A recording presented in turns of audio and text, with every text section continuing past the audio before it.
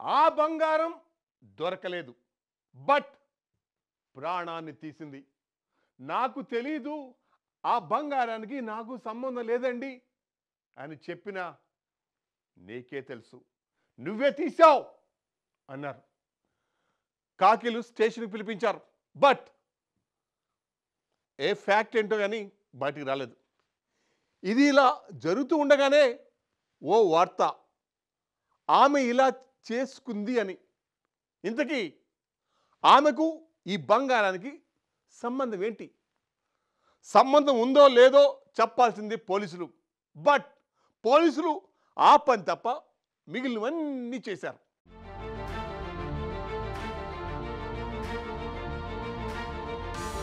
దొంగతనం కేసుకు సంబంధించి ఓ మహిళను పోలీస్ స్టేషన్కు పిలిపించడం, ఆ కంప్లైంట్ చేసిన వ్యక్తి సంగతి చూస్తామంటూ స్టేషన్లోనే బెదిరించడం, మళ్ళీ విచారణకు రావాలని పోలీసులు చెప్పడంతో అవమాన భారంతో ఆమె ఆత్మహత్యకు పాల్పడింది.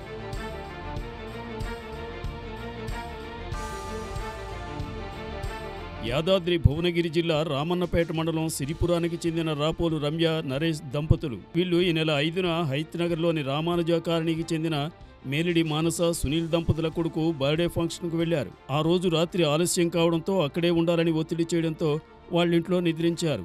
మరుసటి రోజు లేచి సొంతూరుకు వెళ్లారు. అయితే అదే రోజు సాయంత్రం రమ్యకు మానస ఫోన్ చేసి, మా ఇంట్లో బ్యాగులో పెట్టిన బంగారు చైన్ పోయిందని, అక్కడ మీరే పడుకున్నారు, మీకేమైనా దొరికిందా అని అడిగింది.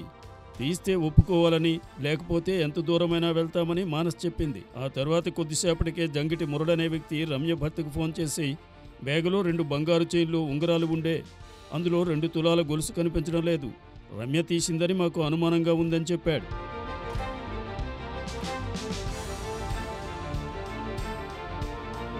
ఈ విషయమై పదే పదే ఫోన్ చేసి వేధించాడు. తరువాత హైత్నగర్ పోలీస్ స్టేషన్లో ఫిర్యాదు చేశాడు. దీంతో హైత్నగర్ పిఎస్ నుంచి ఫోన్ రావడంతో 7న రమ్య, నరేష్ ఇద్దరు స్టేషన్కి వెళ్లి దొంగతనంతో తమకు సంబంధం లేదని వివరించారు. ఆ సమయంలో ఎస్ఐ సైదులు, మురళి తన భార్యతో అవమానకరంగా మాట్లాడారని ఫిర్యాదులో నరేష్ పేర్కొన్నారు.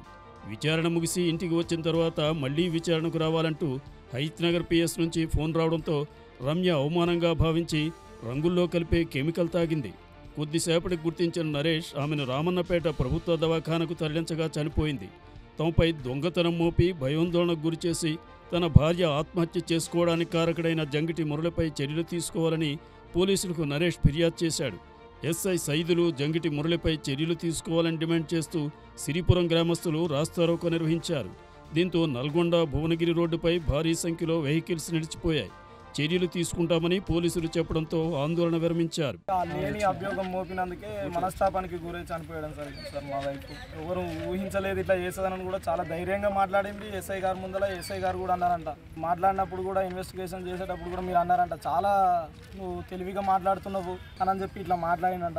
ఎస్ఐ గారు కూడా ఆల్రెడీ అయిపోయింది అనే ఉద్దేశంలోనే ఉన్నారు. అయిపోయింది అసలు ఆ గోల్డ్ వాళ్ళు తెచ్చిరా తేలేదా తెలియదు, ఆ ఫంక్షన్లో వాళ్ళు వేసుకోలేదనంట. అభియోగం మోపిరు మీద నిన్న మోపడం వల్ల దాన్ని తీసుకోలేకపోయింది. స్పెషల్గా 10 మంది ఉంటే 10 మంది మీద పెట్టుంటే అది ఏమనిపించకపోవు, 10 మందిలో ఒక్కరుగా ఉండు. స్పెషల్గా మీ వైఫే తీసిందంట అని చెప్పి ఆ గోల్డ్ పోయిన అతను ఫోన్ చేసి నన్ను బెదిరిస్తున్నాడు. ఇదంతా దృష్టిలో పెట్టుకొని ఇక పొద్దున మా మిస్సెస్ నేను లేను సార్. మా మిస్సెస్ చెప్పింది ఏంటనంటే, ఈ రకంగా నువ్వు తెలివిగా మాట్లాడుతున్నావు, లాజిక్గా మాట్లాడుతున్నావు, నీ సంగతి ఏందో రేపు చూస్తా, మీరు రేపు రాపోర్రి అననే తీరుగా మాట్లాడినంట సార్ గట్టిగా.